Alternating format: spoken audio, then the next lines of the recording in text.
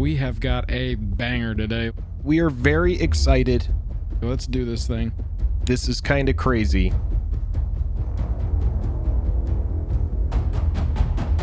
Wizards of the Coast has reached out. We have a Commander Legends Baldur's Gate preview to reveal. And not only just a preview card, we are finally able to talk to you about a card that has needed a reprint for a long time, Imperial Seal.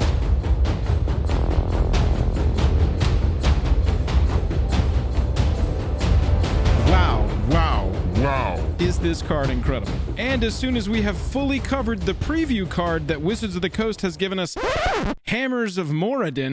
What did he just say to us? Hammers of Moradin, Hammers of Moradin, Hammers of Moradin. What the hell? We will be talking a little bit about Imperial Seal. Let's get into this. The video starts right meow.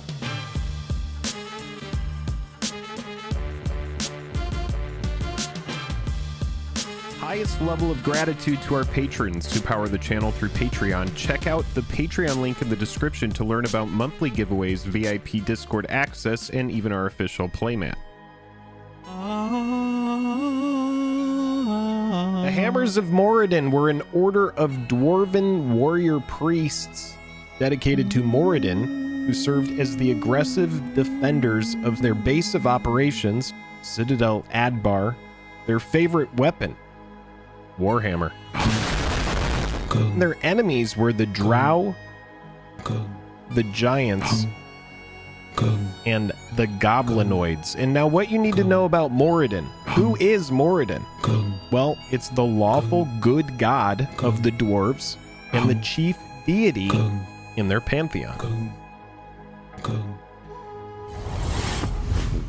Hammers of Moradin, 1 white, 2 other for a 3/3 dwarf cleric. This is an uncommon. It has Myriad, which means when this creature attacks, for each opponent other than defending player, you may create a token that's a copy of this creature that's tapped and attacking that player or planeswalker they control.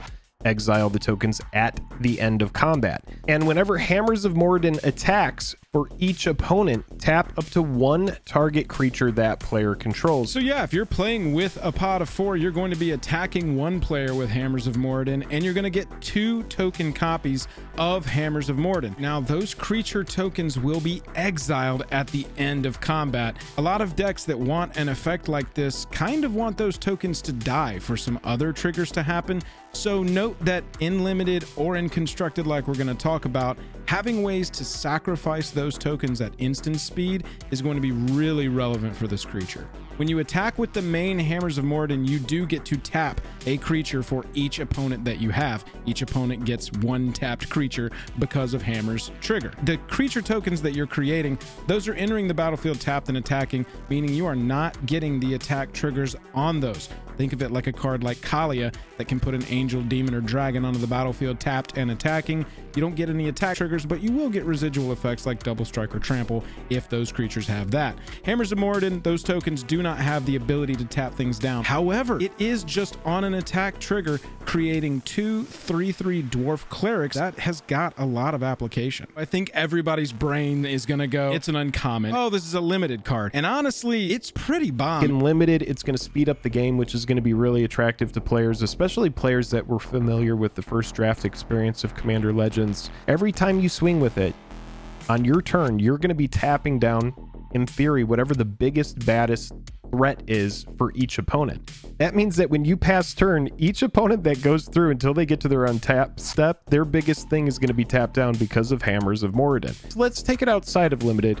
Where can we see it in a constructed format? This card is going to shine the most if you're able to put a Darksteel Plate or a Whisper Silk Cloak, give it some sort of unblockable effect. Because if your opponents block this version of the card, the non-token version of the card, it's just going to die and you're no longer going to be able to get that effect. So you are going to want to give this unblockable because all of the value from the card is coming from the attack trigger on it. 2 commanders right off the rip that just pop into my mind when I look at this creature: Ishin and Marisi. Ishin was just printed this year, and it has made a lot of attack trigger cards go absolutely nuts in price. Hammers of Moradin will be an absolute shoe-in inclusion into an Ishin deck, in my opinion. It gets 6 creatures tapped down, 2 per opponent. if you've got Ishin on the battlefield and Hammers of Moradin, that's clearing a lot of space for your attacking line to get through.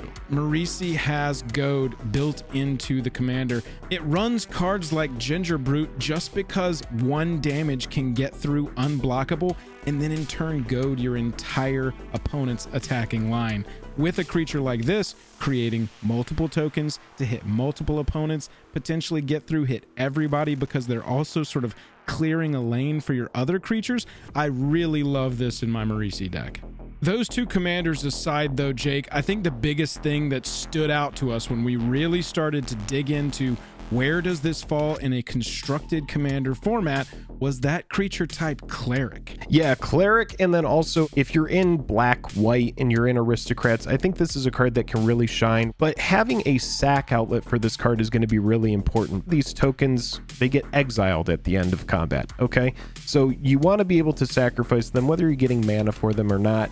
I think that's kind of irrelevant. It's cool if you can use the mana to do something, if you're sacrificing it to, say, a Phyrexian altar or an Ashnod's altar, something like that. If you are sacrificing it at instant speed, at least get some die triggers, specifically pieces like Bastion of Remembrance, Zulapart Cutthroat, Blood Artist, Cruel Celebrant. Drain your opponents.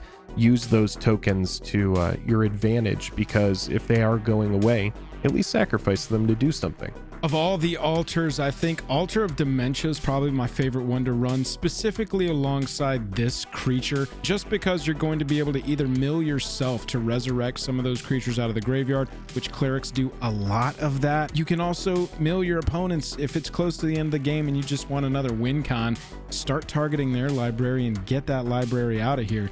And you know, Jake, it's not just the altars, but also cards like Etchings of the Chosen can allow you to protect the main attacker, which is your main Hammers of Moradin.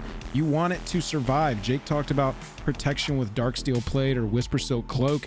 Etchings of the Chosen, you can sacrifice one of the tokens and have Hammers of Moradin gain indestructible. Plus, it's a nice little baby anthem for your entire clerics line. Another option, Starlit Sanctum, to have your clerics be sacrificed at instant speed so that you can get some more value out of those creatures entering the battlefield and then leaving the battlefield. That's really what we want to try and do. Giver of Runes is also a cleric, so as we're putting a cleric tribal deck together, I think that we've got some synergies rocking and rolling. One commander where this card can shine is Ailey Eternal Pilgrim, 1 black, 1 white for a 2/3 Death Toucher. It has for 1 generic mana, sacrifice another creature, you gain life equal to the sacrificed creature's toughness, and then for 1 black, 1 white, and 1 other, you can sacrifice another creature, exile target non-land permanent. Woo! That is what you want. You can activate this ability only if you have at least 10 life more than your starting life total. But if you are in an Aristocrats type build, then you're going to be able to do that. This has sacrifice engines built into it. Are you worried that you're not going to be able to gain enough life to use Ailey's second ability, which is really what we want to do? We're going to run cards like Cleric of Life's Bond, get some ETB life gain going.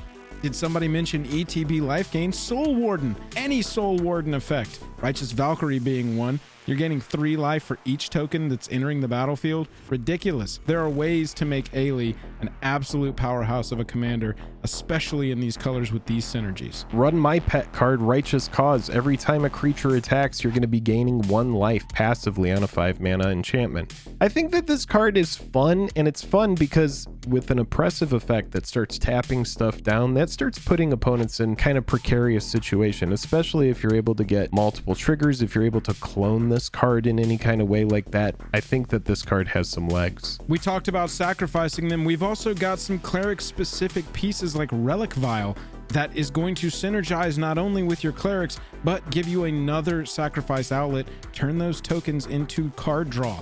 That is incredible.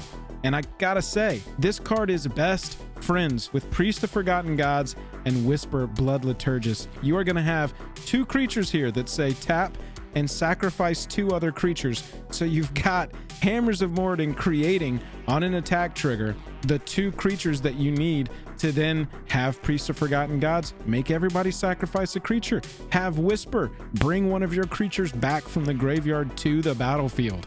I do think that this can synergize in the right sort of tribal aristocrats build. Yeah, Priest of Forgotten Gods is one of those cards that ever since it came back, when the Return to Ravnica, those sets, this was a card that it has so much built in. It has sacrifice, it has card draw built in, it has the ability to generate mana built into it. This is a card that is just so good, and it gets better with time, and I think Hammers of Morden is a card, like you just talked about, that synergizes really well with it. If you're not familiar with the channel, we have a short series called Secret Commander Tech, and I'm going to do a Secret Commander Tech for Hammers of Moradin right here in the moment. Cabal Archon is a card that not a lot of people know about. This 3-mana 2/2 cleric gives you the ability to pay 1 black mana, sacrifice a cleric, to have target player lose 2 life and you gain 2 life. Not only wildly synergistic in aristocrat strategies, but if you combine this with a card like Hammers of Moradin, you'll be creating the clerics that you can then in turn sacrifice with Cabal Archon. Shout out to the cards Exquisite Blood and Sanguine Bond. I'm sure everybody is like, how have you not brought these up at all? So at the beginning of the video, we promised you we'd be talking about Imperial Seal, and this is the point of the video where we're going to do that. We really hope it gets reprinted soon. It really needs a reprint. Come on. Maybe Double Masters 2022.